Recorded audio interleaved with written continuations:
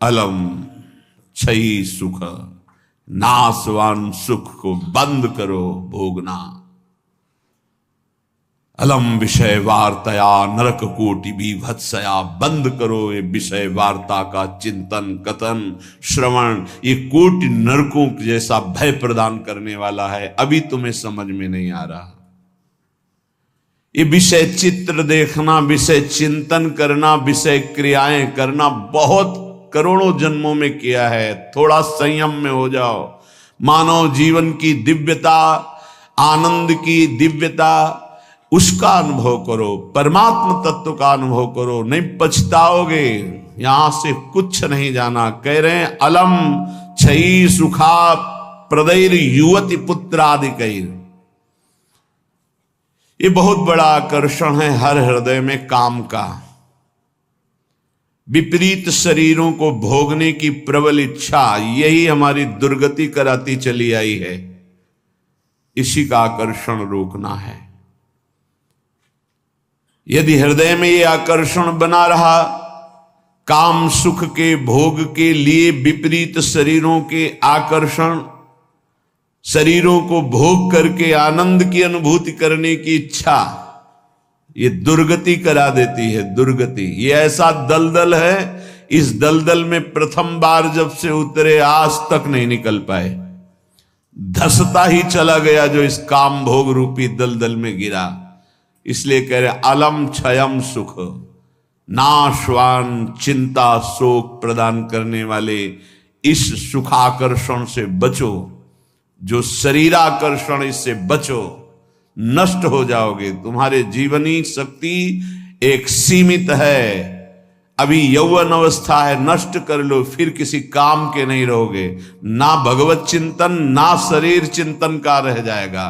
केवल शोक चिंतन, चिंता, भय और केवल नाना प्रकार की भयावह कल्पनाएं। बस संयम से नहीं चलोगे, धर्म से नहीं चलोगे तो कोई सुख तुम्हें कभी सुख प्रदान ही नहीं कर पाएगा। धर्मात्मा पुरुष धर्म पूर्वक जब सुख का सेवन करता है तो सुख उसे विरति प्रदान करता है, वैराग्य प्रदान करता है, फिर वो अनुराग के मार्ग में चल पाता है। इसलिए कह रहे कि ये क्षयम नाशवान सुख है। अक्षय परमात्म सुख की तरफ बढ़ने के लिए तुम्हें मानव देह मिला था, लेकिन प्रदैर युवती, मुस्कुराहट, रूपा शक्ति, मृदु भाषण, नाना प्रकार की विलासिता, इसने तुम्हारे मन का अपहरण कर लिया है। बचाओ अपने मन को और मनमोहन की तरफ लगाओ, प्रभु की तरफ लगाओ। मान लो इन महापुरुषों की बात, आज तक कभी कोई तृप्त नहीं हुआ। कोई भी शरीर भोगों से अतृप्त होकर ही मरा और अगले जन्म फिर उन्हीं भोगों में लगा।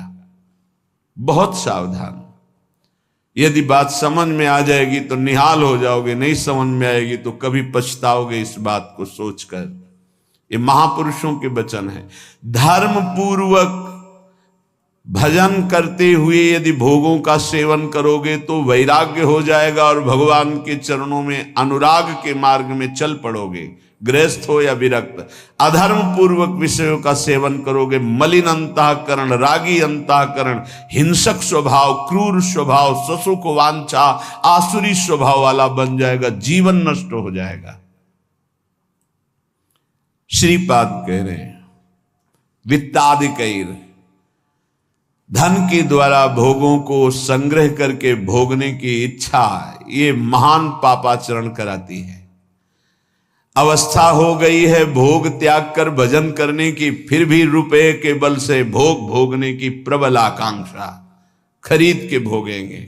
भोग लो, पैसा है अभी, पुण्य के द्वारा, पूर्व पुण्य के द्वारा तुम्हारे पास जो श्री है, लक्ष्मी है, उसका दुरुपयोग कर लो। दुरुपयोग, 4 भूखों को भोजन पवा देते उसी पैसे से तो तुम्हारी सदगति का कारण बनता।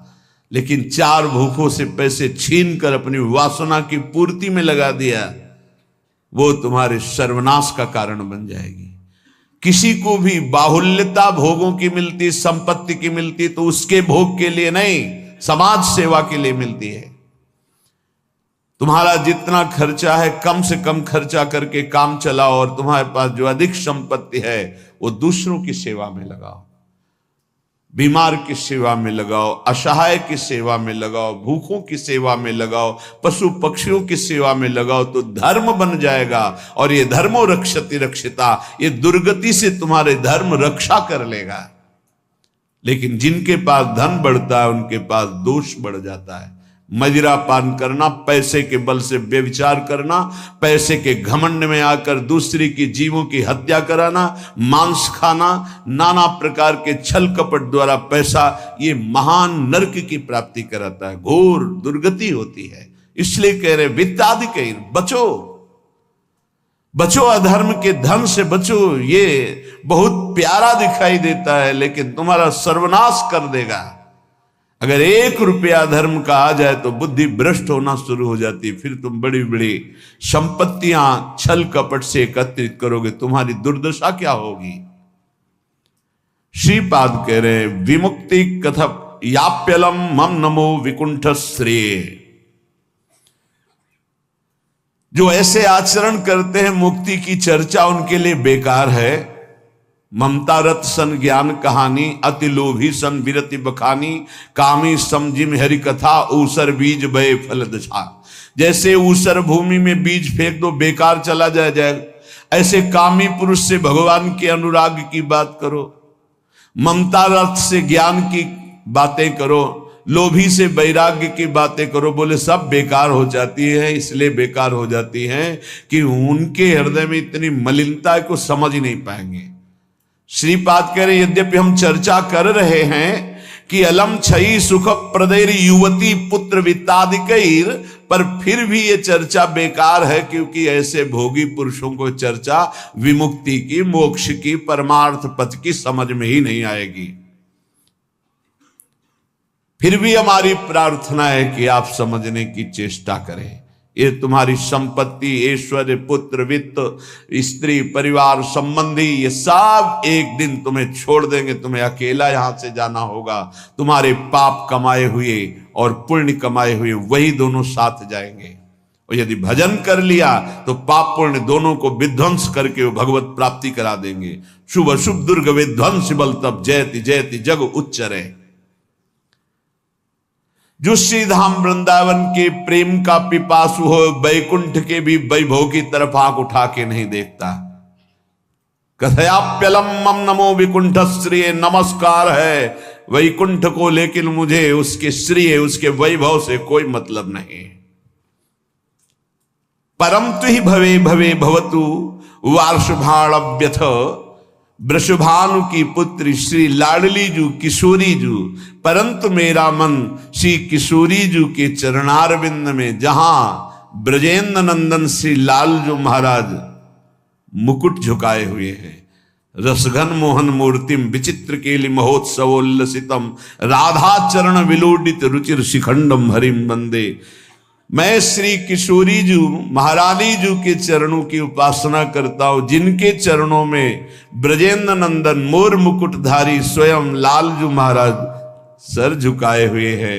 वही वृंदावन मेरा जन्म जन्म की आकांक्षा है, वही मेरा सर्वस्व वृंदावन है, जहां मेरी प्यारी जू और प्यारे जू विराजमान हैं। मुझे नहीं चाहिए वैकुंठ न वैकुंठ का वैभव। अब भी समय है। उपासक यदि आर्त भाव से भगवान से प्रार्थना करे तो प्रार्थना से बहुत जल्दी परिवर्तन होता है। भगवान सत हैं, चिदानंद हैं, प्रेमानंद हैं, करुणामय हैं, और एक भगवान का नाम है भक्ता अनुग्रह कारिणो। जो उनसे प्रार्थना करता है उस पर अनुग्रह कर देते, लेकिन प्रार्थना वही सुनी जाती है जो आर्त भाव हृदय से होती है। सच्ची मानना, तुरंत परिवर्तन देखा गया है। ये हम अपने जीवन की सैकड़ों बार की बात कह रहे हैं। जब कभी ऐसा आया है और प्रार्थना हुई है, मिनट पूरा होना मुश्किल हुआ है और उस प्रार्थना का उत्तर तत्काल मिल गया है।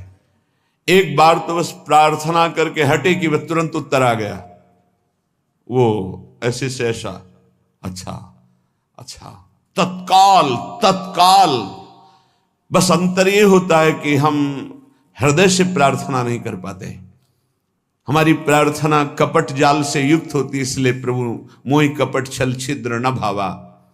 सच्चिदानंद रूपाय भक्तानुग्रह कारिणो माया निर्मित विश्वाय महेशाय नमो नमः। हे नाथ, आप सच्चिदानंद में हैं, सच्चिद आनंद में। तात्पर्य, हम आपको कुछ दे सकें ऐसी सामर्थ्य नहीं। सच्चिदानंद को हे पार्थिव जो मायाकृत पदार्थ हैं, भोग सामग्री, ये भ्रम हटा दीजिए। हमने कई बार प्रार्थना किया है, ये केवल हमारे भावों को प्रकट करता है, इसलिए वस्तु सामग्री का महत्व है। अगर भाव नहीं है तो कोई वस्तु सामग्री का महत्व नहीं। आप 100 कुंतल सोना चढ़ा दो, हमारे प्रभु के लिए कुछ नहीं है। कई बार आपको बताया है, समुद्र को रत्नगर्भा, पृथ्वी को रत्नगर्भा कहा गया है। ऐसे ऐसे पहाड़ हैं जो 4-4 लाख योजन के सोने के हैं, और वो सब मायाकृत है। आप देवलोक को जाइए, वहां स्वर्णिम भवन बने हुए हैं देव गंधर्व अप्सराओं के। अमरावती पुरी कैसी बनी हुई है, पढ़ करके महाभारत में देखिए कैसी देवराज इंद्र की सभा है, कैसी वरुण जी की सभा है, कैसी लोकपाल अग्नि की, वायुदेव की, होश उड़ जाएंगे। और ये सब मायाकृत है। ऐसे प्रभु को हम क्या दे सकते हैं? और ऐसे प्रभु को जब रोते हुए भाव से किसी ने पत्र अर्पित किया तो बिक गए एक पत्र में। पत्रम पुष्पम फलम तोयम। हे सच्चिदानंद प्रभु, आपके एक संकल्प से संपूर्ण सृष्टि प्रकट हुई है। ये प्रार्थना, मैं नीच आपको क्या दे सकता हूं नाथ? मेरे पास तो जो कुछ है वो सब आपका दिया हुआ है। शब्दों को देखिएगा, हे नाथ, मेरे पास जो कुछ है वो तो आपका दिया हुआ है। आपके एक संकल्प से संपूर्ण सृष्टि हुई है। नाथ, मैं आपको क्या दे सकता हूं प्रसन्न करने के लिए? आप मुझ पे अपनी तरफ से, अपनी कृपा से प्रसन्न हो। जब मैं शरीर की तरफ देखता हूं तो रोगा हरन्ति सततम प्रबला शरीरम कामादयोप्यनुदिनम प्रदहन्ति चित्तम मृत्युश्च नृत्यति सदा कलयन् दिनानि तस्मात् त्वमद्य शरणं मम दीन बंधो। अब अगर हम विचार करें शरीर के लिए तो नाथ, शरीर में कोई न कोई परेशानी बनी रहती। रोगाहरन्ति सततम प्रबला शरीरम, ये प्रबल रोग शरीर को छीण कर रहे हैं। High blood pressure, low blood pressure, sugar, ये वो। हम क्या आपसे वादा करें कि हम ऐसी साधना करेंगे कि आप प्रसन्न हो जाएंगे? पहली बात बाहरी वस्तुओं की। नाथ, आपने एक संकल्प में अनंत ब्रह्मांडों का सृजन किया। स्वामी, मेरे पास जो वस्तु आपकी दी हुई है, मैं किस वस्तु से आपको रिझा सकता हूं? नाथ, वो तो आपकी दी हुई है। रही शरीर की बात, तो रोगाहरन्ति सततम प्रबला शरीरम, प्रबल रोग हमारे शरीर की शक्ति को छीण कर रहे हैं। अंदर आए सूक्ष्म शरीर, तो कामादयोप्यनुदिनम प्रदहन्ति चित्तम, ये काम क्रोध लोभ मोह मद मत्सर इतना गंदा किए हैं अंदर की, हम कैसे आपको कहें कि हम अंदर से आपका ध्यान धर पाएंगे? कभी काम अपना प्रभाव दिखाता है, कभी क्रोध अपना प्रभाव, कभी लोभ, कभी मोह, कभी अहंकार, कभी ईर्ष्या। नाथ, बड़ा गंदा हृदय है। और पूरे जीवन की तरफ देखें, वादा करें कि आज संकल्प लेते हैं कि 5 वर्ष हम ऐसा करेंगे, तो 5 मिनट का भरोसा नहीं। मृत्युश्च नृत्यति सदा कलयन् दिनानि